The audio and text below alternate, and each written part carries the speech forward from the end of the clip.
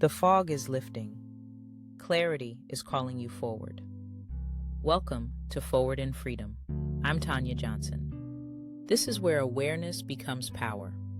Let's move forward in freedom.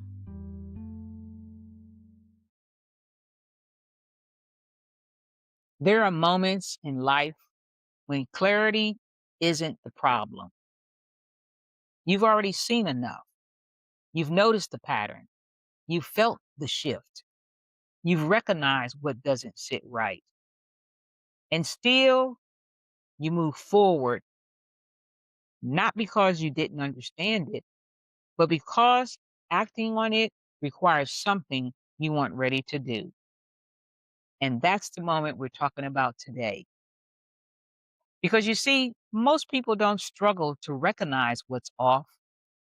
They struggle to respond when that recognition asks for change, when it interrupts what they hoped would work, when it challenges what they've already invested, when it calls for a decision they're not ready to make. And that's where things shift. Because this isn't about awareness, it's about what happens after awareness. The problem isn't that you didn't know, is that you move forward anyway. And once you understand that, you start asking a different question. Not, why didn't I see it? But why didn't I act on what I already saw? The issue is not a lack of discernment, it's a break in alignment.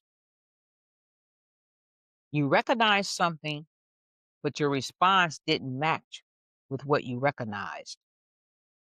And that gap matters. Because when awareness and action are disconnected, confusion increases. Not because clarity wasn't there, but because it wasn't followed. Clarity loses power when it isn't followed by alignment. And this happens for very human reasons. You want things to work, you've invested time, energy, emotion. You don't want to be wrong. You don't want to lose what you've built. So instead of responding to clarity, you negotiate with it. You delay. You reinterpret. You wait for something to confirm what you already know. You don't ignore clarity because you didn't see it. We ignore it because we don't want what it requires. So let's bring this into the workplace. You recognize a leadership pattern that lacks consistency, a road that no longer aligns with where you're growing, a culture that values output more than well being. You see it, but you stay because leaving requires change, because speaking requires risk, because clarity comes with consequence. So instead of acting, you adjust your expectations. And over time, that adjustment becomes acceptance.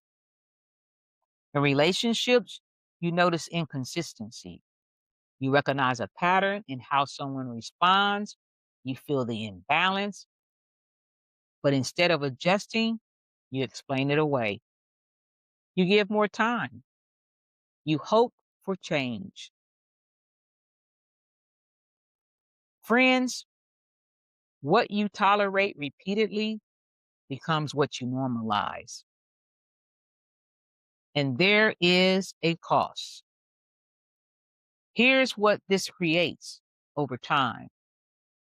Every time you override what you know, you send yourself a message. My clarity is optional. And once clarity becomes optional, so does everything else. You know, your standards, your time, your energy, your peace. That's the real cost. Not just the situation, but the internal impact. Every override trains you to trust yourself less. But recovery does not start with confidence. It starts with ownership, not shame, ownership. You acknowledge, I saw it, I recognized it, and I choose to move forward anyway. And instead of defending the decision, you learn from it. You begin asking, what made me override that? What did I prioritize in that moment? What will I do differently next time? This is how discernment matures, not through perfection, but through honesty. Keep in mind that growth begins when you stop defending the decision and start understanding it. Let me give you a simple example. A woman noticed a pattern with a coworker. Every time something went wrong, responsibility quietly shifted toward her. She saw it early, but she told herself it's not a big deal. So she kept handling it. And over time, it became the expectation. Not because she didn't recognize it, but because she didn't adjust when she first saw it. If you're listening and you're thinking, I've ignored things before, and I don't want to keep doing that. This is where having a clear framework matters. And that's why I recommend the Gathering Alliance Relationship Assessment. It allows you to evaluate patterns more objectively. So you are not relying only on emotion in the moment. If you're serious about making clearer decisions moving forward, this is a powerful place to start. Discernment is not just about recognizing something, it's about what follows recognition. Clarity shows up, but what determines your direction is your response to it. The more consistently your actions align with what you recognize, the stronger your discernment becomes. When alignment is delayed, complications increase. Not because clarity wasn't present, but because it wasn't followed. Clarity without alignment creates unnecessary complication. And here's your freedom nugget for this week. The next time you recognize something clearly, don't ignore it and don't overcomplicate it. Respond to it at the level that you are ready, but respond. That doesn't always mean making a major decision. It means making an aligned adjustment. If something feels off, shift how you engage. If something is inconsistent, adjust how much you rely on it. If something no longer fits, change the level of access it has to your time, energy, or attention. This is how discernment becomes practical.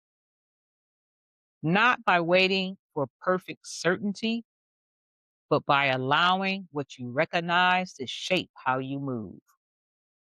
And over time, those small adjustments build consistency between what you see and how you respond.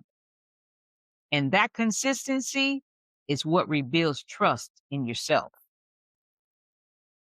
Remember, discernment grows when what you see starts shaping what you do. Let's bring this into something real. Think about a recent situation at work, in a relationship, or in a conversation where something didn't sit right with you. You noticed it, you felt it, but you kept moving forward the same way anyway. Now ask yourself, what did I recognize in that moment that I chose not to act on it? And if that same situation happened again, what would I do differently? Even in a small way. That's a shift. Not perfection, but alignment. That's where change begins. Not in knowing more, but in responding differently. If today's conversation challenged you in a real way and you're ready to make clearer, more aligned decisions moving forward, I invite you to take the next step. You can book a 15-minute consultation at www.cleardirectioncoaching.com.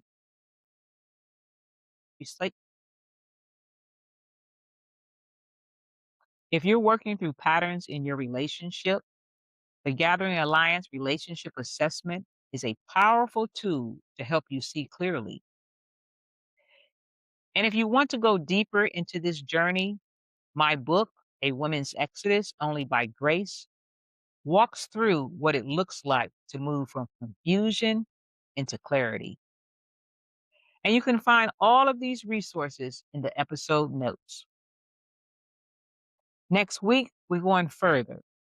What happens when you finally start acting on your clarity and the people around you don't respond well? I'm Tanya J, and this is the work of walking forward in freedom. Until we meet again, move forward in freedom.